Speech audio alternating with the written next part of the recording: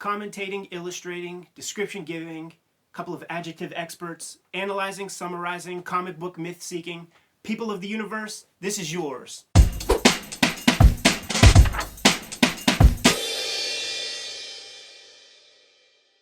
My name's Ed Piscor. I'm Jim Rugg. I'm Tom Scholey. Jim, what weekend is it? May 11th. It's our post-Free Comic Book Day haze. Yes, that's a good description for it. We spent our last weekend, man, traveling to comic shops, man, spreading a little bit of money around, man. I got some Marvel checks. I made sure to take some of that Marvel loot and give it to my favorite comic shops in exchange for some pretty awesome comics. Tom, you did a signing. Yeah, I did a signing at Phantom of the Attic. How did that go? It was great. Yeah, it was a lot of fun. How about you, Jim? What did you do? I just went to comic book stores. We found a big quarter sale. That's goddamn right we did. And that was the thing that put me into the days. A lot of boxes to go through, and you know, when they're a quarter, there's not a lot of time to stop and think. I don't know how many boxes were there, probably close to 100. So I went through as many as I could and pulled out a lot of stuff. But man, by the end of the day, like, I can't remember what I put in the box, what I thought about, what I saw there, what I imagined. You know, it's kind of a weird experience. You gave me the scoop, and I made my way out there. By the time I got there, I saw you and your homeboy were digging for comics, and I saw the multitude of boxes that were there. Now, where I parked, I was like, say, maybe several levels back from the door, and they had a sale going on. These were quarter comics, but if you filled up a long box, $60. Whoa. And I'm like, maybe I'll get a couple long boxes. There was a part of my brain that was, I switched into dick mode, and I'm like, Jim and Frank look like they're having a lot of fun. I should just tell them to go home and buy all these boxes. but it wasn't worth it. It wasn't worth the $2,000 that it would have cost. I did the math while I was there. I'm like, should I do that? Nah, I won't do that. But what I did do was I walked right back out, and I made sure to park my car as close as possible, which is right next to like an expectant mother parking spot. I didn't park in the expectant mother parking spot, so don't worry, man. Don't hassle me, Ben. But man, it was a pleasure going through those quarter boxes. I spent 5-6 hours there going through every box with a fine-tooth comb. You figure out creative ways to fill up a long box Because you have to get your money's worth. Yes. First of all, We did the math yesterday. How did it shake out for you? Do you remember? 17.9 cents a book. Mine was almost 17 cents exactly. 352 books. I had, I think, 232. I went with the short box. So Yeah. it was a short box for $40. And the person working there hooked me up because, you know, those boxes come in different sizes. So she gave me a short box, and it was like an old one. It was like, oh, that's a little bit of a bigger one. Magazine Awesome. box. Maybe it was. Yeah, it was. So I 'Cause saw I that and I'm packed like, that thing. Whenever I went to check out, she's like, do you want a lid? And I was like, sure. She hands me the short box lid, and it was like an inch too small on each side. yeah, you I got was a like, magazine box. you can keep the lid, but thanks for hooking me up with the big box. But you start out with a layer at the bottom. Yes. Couple, Ooh, bunch of 5. Okay. Like 5 comics Okay. because you don't want it to stick out too much because then you're just being a jerk. Yeah.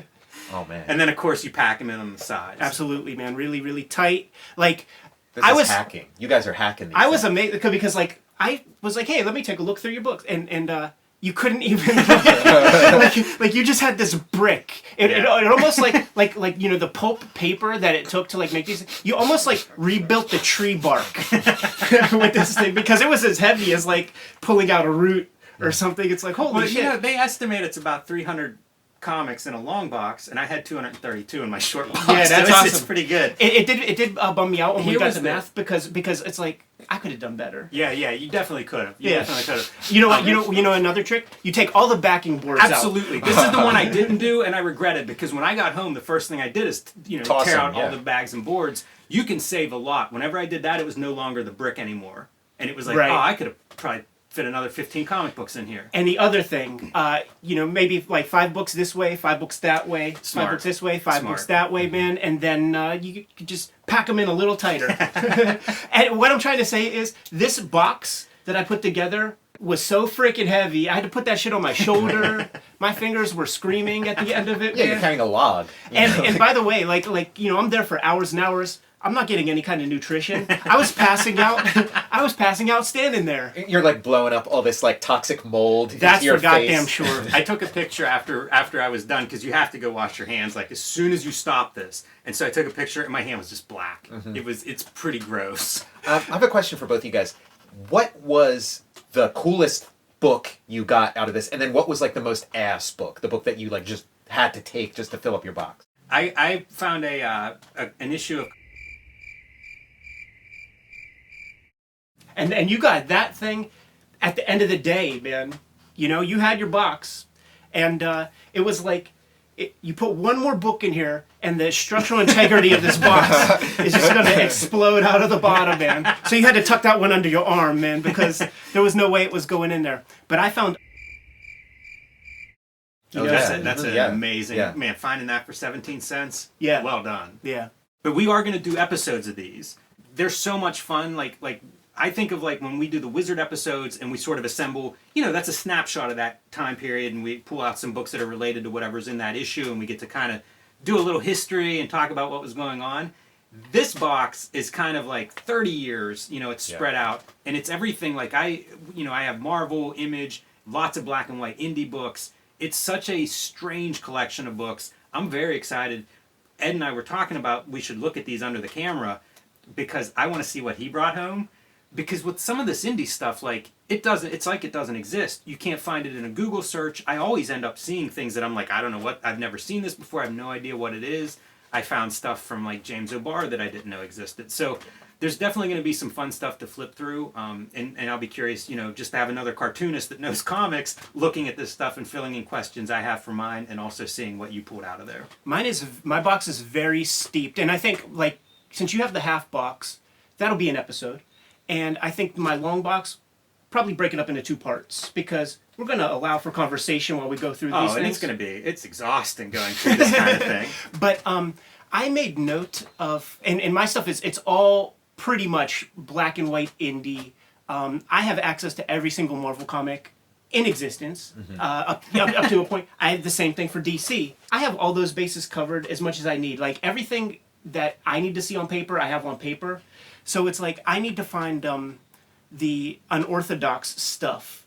And there is this amazing YouTube channel for DJs called Crate Diggers, where they interview a bunch of producers and DJs, all of the best rap producers and DJs, and they all follow a similar trajectory whenever they talk about how they accumulate their collections. And it's like, yeah, you can get every important American record and still have a lot of real estate in your house. So what they always end up doing is when they finally like make it and they go on tour, now they're going down dirt roads in market districts in Kazakhstan and picking up weird records like that. And that's what this is. I am with you 100%, Ed. I'm so excited that this is where you're at with this. Because like I said, I'll come home with something and be like, this guy's really great. What other comics did they make? And it's like, they don't exist. You know, like it really is, you're finding stuff that just, it hasn't been digitized. It hasn't been, you know, there's no history record of it to speak of.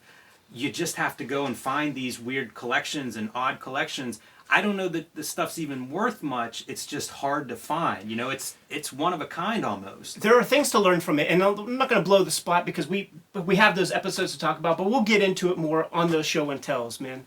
This past week, we released the Akira Volume 2 discussion on Monday, and Dennis Goes to Hawaii was put out late Tuesday, early Wednesday. Amazing response from those videos. It's so much fun doing these like book club type things of actually reading comics. We always tell everybody read more comics, and we're sort of living that with some of these episodes where we focus on one work or one book. Both of those are so fun and totally different from one another. It's interesting to see the reactions from viewers because I do think, you know, whatever your interests are in comics, if you're watching this channel, chances are we're going to show you something you haven't read or isn't in your sort of main, you know, whatever your mainstream is. We'll show you some stuff that falls in that and also some stuff that's out of it. And I think, you know, Dennis Goes to Hawaii and Akira Volume 2, those are pretty good. That's there's some distance between those two comics. Yeah, we've been around for about 6 months, and I think we've communicated that we run the gamut when it comes to our comic book loves and stuff. So like for the next 2 weeks, we're going to be putting out Dark Knight Returns episodes. We had a marathon day a couple of weeks back where we shot about 7 hours worth of material, and about 4 or 5 of those hours was all Dark Knight Returns related. Incredible. You know, I mean, that's a book probably that I've been reading consistently the longest of any comic. I found it when I was, I don't know, first year of reading comics, I found Dark Knight Returns. Probably I was 13, 14 years old. I've been reading it on and off ever since. That's a fun one to get into with you guys because in my mind I thought, I know this book. People have written lots about this book. I'm not interested. And when I started to revisit it and started to compare notes with you guys, it was almost discovering a new work. So I'm super excited for those videos to come out. I think people are going to get a lot out of that. It's a fun book to revisit. Yeah, it was really like never ending. Like after we did that like 5 or 6 hours of talking about it, I feel like if we got together and did it all over again, we could get a totally different 6 hours exploring whole other facets of that work. It really is like this gold mine. How many pages of notes did you say that you accumulated? I think I had like 28 pages of notes for it.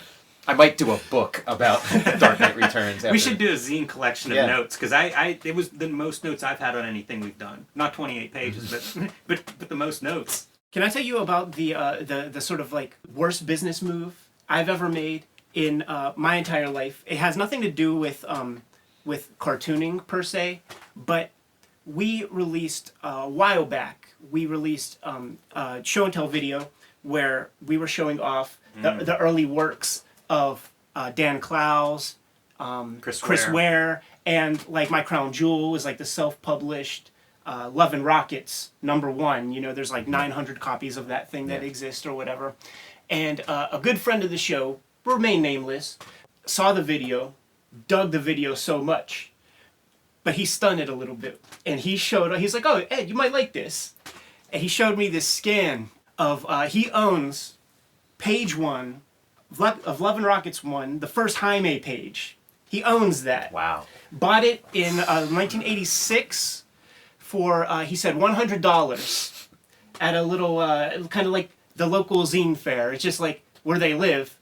The Hernandez brothers are locals, you dig? And he showed that off. Some really beautiful high-res photos, super close-up, 7 or 8 of them. You could see all of the whiteout. You could see this thing pristinely. And I, in a moment of exuberance, said, this has to be worth 5 figures. And he said, really? I thought it was worth just maybe a couple thousand. And I'm like, damn! Because I would have been happy to scoop that up for like 7 G's. Be a much better purchase than all those quarter boxes. There's an Aesop's fable like that, where like a cat like drools on the mouse right before it lets them know. It was something like that. So anyhow, like May, I guess 15th, 16th, 17th, 18th, 19th, it's up on Heritage Auctions now. You know? So like it's up there, and it'll be fun to watch that thing because it's like, in a small way, I kind of helped get it up there because I like just blabber like, you're going to be able to buy a Pittsburgh house for that. You might not be able to buy a California house, right? But you could buy a Pittsburgh house. Man, for I that hope page. so. Like, what a significant piece of comics history, and we've seen it's been interesting whenever pages blow up on Heritage Auction for whatever reason. You know, we've seen McFarlane pages and Miller pages really go for a stack. The first Jaime Hernandez page in Love and Rockets, man, all the high rolling Kayfabers out there make this page historic. Like, this is great. This is like the holy grail of the comics I love and worship. You know, I hope that people are aware of this piece of history because this is significant. I mean, it's no offense to McFarlane, Spider-Man or whatever, but this is one of those books. You know, there are a very small list of titles that I think significantly changed the course of comics history, and that Love and Rockets #1, man, that is up there. That's incredible. It's it'll be fun to watch that. Think about how excited you are when you're first starting out and you're at your local zine fair and somebody buys something from you for $100. Like, you feel like you like won the lottery. You know? It was literally that, I'm sure. Like all parties were very happy with the purchase. Like at the end of the day, you know, they went about their business, forgot about it. Like I took scans. I mean, I saved the JPEG, sent it to Jaime. I'm like, yo, dude, check. I bet you haven't seen this in a long time. He's like, holy crap. I was going to say, like, I wonder how he's going to feel Right. as this auction goes off. Because I've had stuff that people buy and then you see it flip a year or two later and it's like, how did this happen? This is probably going to be a big one. Yeah, absolutely. Because there are some high rollers who know the value of like a Klaus piece, of a Hernandez Brothers This piece. is real history, you know. I mean, like there aren't two of these. There's one, and it's significant. So yeah, I'm sure that collectors will take notice. Can we talk about some process stuff? Sure. What are you working on? I'm working on a top secret project that we've mentioned. But How about this, man? It's May. In 4 weeks, we're going to shoot another Akira episode. We just shot Akira Volume 3. I think it was an amazing conversation. That'll be up in about 4 weeks. So we're going to shoot Akira Volume 4 in about 4 weeks. Let's have that conversation about your top secret project, and we'll just sit on it until it's announced at San Diego Comic-Con, and the 2 seconds after it's announced, I'm going to be following the little feed as it refreshes, as like, the comics beat people give us the scoop up to the minute about like what these projects are, and the second I see it announced, I'm going to hit that little button, man, to make this conversation live and put it out there. So let's plan on that. Yeah. So how many pages? Can you say how many pages you're into it? Yeah, I'm like I guess 28 pages in, so respectable. You know? Awesome, man. You sent us a couple of days ago this amazing one-pager about your meeting with Steve Ditko. You made the pilgrimage. Yeah. It's a pilgrimage that all cartoonists must make once that you can't make anymore. Steve Ditko, rest in peace, sir. But you made the pilgrimage. You gave me the scoop literally up to the minute. He was texting me as things were going down. Did you get those texts as well? I remember this. This was at Cab one year. Yeah. When we reconvened and debriefed, you have told me this story for years. And to see it on the comic page, amazing. My favorite strip you've ever done, man. Awesome. Can we show it off here? Yeah, sure. Awesome, man. I asked you, can we show it off? And you said it's like for like a magazine in Germany or something. Yeah. And I just felt like, well, if you save all your best stuff for Germany, we are going to start calling you David Hasselhoff. Yeah, it's just like, it's one of those, it's very, it's like I'm in it, and so it's very, so I wanted to tell this story, but it felt kind of safe just telling it for another country. But, Well, it's out there for the world to see now. Now it is, yeah. How about you, Jim? What are you up to, man? I got the last set of notes for revisions in Plain Jane's art yesterday. Let me shake your hand, dude. Congrats on the job well done, I brother. haven't made the changes yet. They're on my to-do list. I take it back. That's what I'll be doing probably tonight and tomorrow. Very minimal. I think there are three little small things to do, but pre-orders are now open on the Plain Janes. So I assume you can get that right now, from online booksellers, things like Amazon, Barnes & Noble, and it's just going to be more and more outlets as we roll closer to release date. So that's where I am with that. Getting ready to kind of like officially sign off on it. So we're going to see pretty soon the Kayfabe effect, to see like by what number your like normal, pre-orders jump with, this new, audience that you've cultivated. Exactly. Kayfabe, exactly. That's the plan, Tom. The Kayfabe Brain Trust knows what's up, man, and we have sold a lot of books, man. Matt Lesniewski, man, when I see you down there at Heroes Con, I'll accept a lunch or two. I'm just playing, man. But it is fun seeing on our social media channels, like our Instagram, our Twitter, all those links are below in the description. It is fun seeing the effect of, like, we talk about stuff like, boy, we are bringing Tim Vigil back. You better buy those Grips comics for 25 cents because they are becoming They're going to be dollar scarce. books. They're going to become dollar books. They're graduating to dollar. We're on the race to 6,000 subs, though, man. So tell your friends, tell your neighbors, man. Act like you know. Subscribe to the channel. Because next time we do this weekly, I want to play the little Final Fantasy level up music at the beginning. I like that. Yeah, for sure. And it's been cool, like people share pictures of their comic shops, of them digging through back issues, of them at Free Comic Book Day. Saw quite a few of the Cartoonist Kayfabe shirts in some of those pictures, and I like that. That's really cool to see out in the wild expression that people are watching the channel and that they're into it. It's really great. And they're finding one another. Like, if we had it to do over, which we'll do next May, we will definitely put the call out for you to fly the flag on your chest or on your hat when you go to Free Comic Book Day and dig, because a lot of people met up with one another. There were a couple names that we called out on previous episodes because they did this cool thing or that cool thing, or we showed off pictures of them on our social, like our Instagram, where they're rocking the shirts or whatever, and other Kayfabers are meeting them like, hey, you're so-and-so, like, let me shake your hand. And they're talking about their favorite episodes and stuff. When I was out in the wild, man, hitting up the comic shops far more than once. People were like, "Oh, it's so weird. I just like can't hear you at home." And like now you're here. You're real. Yeah, I got pulled out by my voice. Yeah. At one point, someone came up and they're like, "Are you on that show?" It's like, yes. Yeah, at my signing, like a lot of like fans of the show were there, and the range of ages was like that. It was like there were some kids who were into this. You know, wow. and like like the old guys you'd expect to see, but kids too. So it's a wide range. There of was people. somebody who said that Ed should check his language, and to you, I say, fuck off, and respectfully, suck my balls. I finished basically the first third of my next story, the first draft, in kind of like a rough stage. Mm-hmm. So it's like, for all intents and purposes, we'll call it the first issue. Will it be 3 serialized issues? I don't know. Like, I'm just gonna like let the fates kind of decide as I put this thing together. First 32 pages are kind of in some fashion, like not in stone, but they're there. And what I discovered, like just like rereading this stuff before I go into the next part, that's what I'm gonna spend this next week on. Is just like let me knock a chunk out of book 2 out of this thing.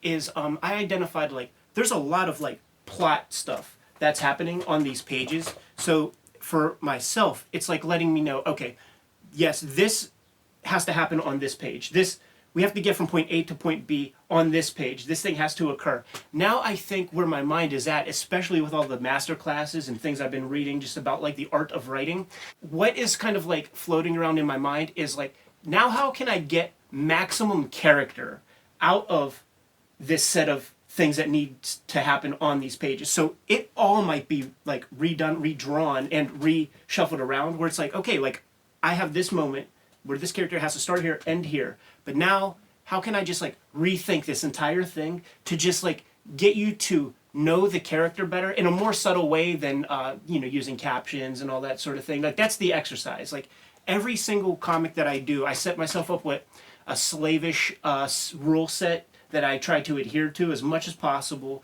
And with this next thing, it's going to be visual storytelling and like lack of captions, because I did what's going to be 7 books that are very caption and narrative heavy, and basically a lot of what was required was a little bit of show and tell, because I don't make comics just for comic readers. I make them for everybody, and sometimes you need that component. But this one, taking captions out of the game, that's where I'm at. I'm looking forward to that, because I think there's a lot of stuff that cartoonists don't use. You know, it's we're wasteful in that way, from costuming and lighting, and there's lots of elements that we control but don't always use for building character, building atmosphere. Whatever the storytelling needs may be. There's a lot there that you can pick at, so it'll be fun to watch the story continue to evolve in that direction. These are things that I've been frankly picking up by being a part of Cartoonist Kayfabe and having these discussions with you guys about these kind of masterpieces that we're pulling off the shelves and giving a reread and sharing our thoughts, man. Like it's a real pleasure, and I do feel very privileged to be here with you guys, getting your brain dumps on these various stories. I think it's going to be a good resource to other cartoonists who are out there, other kayfabers out there who are makers of things. That's been one of the most gratifying things about the channel for me, is just how when we post a new video, the amount of people who kind of like show off on their Snapchat stories or Instagram stories, where it's like they're sitting there working on a page, and then the camera just kind of like goes up, and it's us kibitzing about storytelling stuff from Fireball, Pen nibs, or whatever. We haven't gotten there yet, really. We haven't gotten to that level, man. Oh, we will. I think so.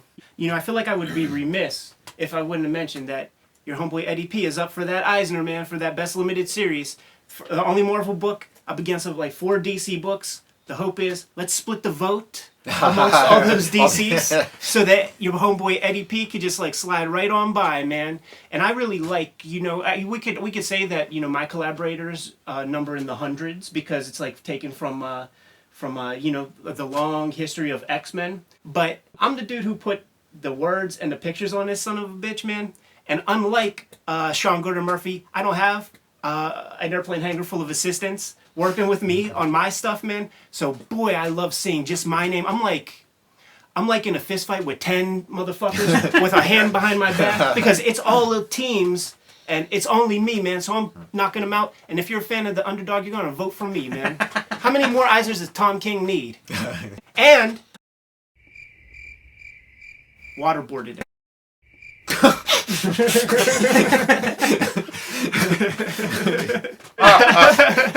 Do you think they'll disappear me for saying that?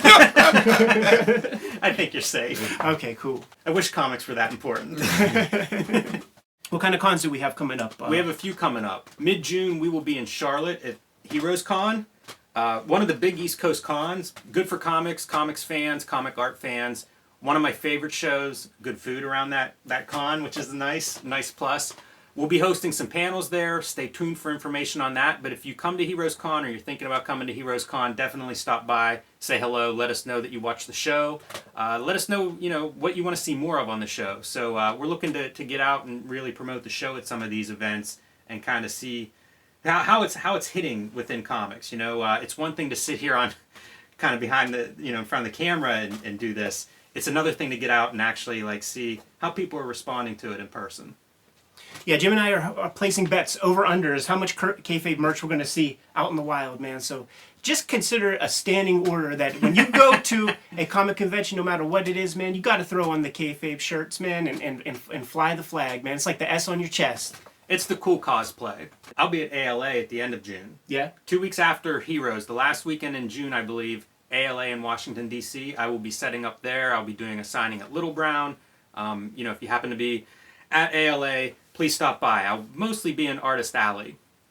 And I mentioned before SPX, the week before SPX, I'm going to, I guess, Medellin, Colombia, and we'll be doing some signings, doing some workshops, giving some lectures, or possibly being interviewed on stage. I'm not sure exactly what all my responsibilities are going to be down there. There's definitely going to be a workshop, man. So if you're a cartoonist, if you like making comics, sharpen your pencils, and I'll drop that science when I get down there. The thing that I'll probably be doing would be pulling from the great Ivan Brunetti's syllabus from his cartooning book, man, because we'll have probably an hour. There's not much you could get done in an hour, but he has some amazing exercises that are fun to do as a group that can begin and end in that 60-minute window. So be on the lookout for that.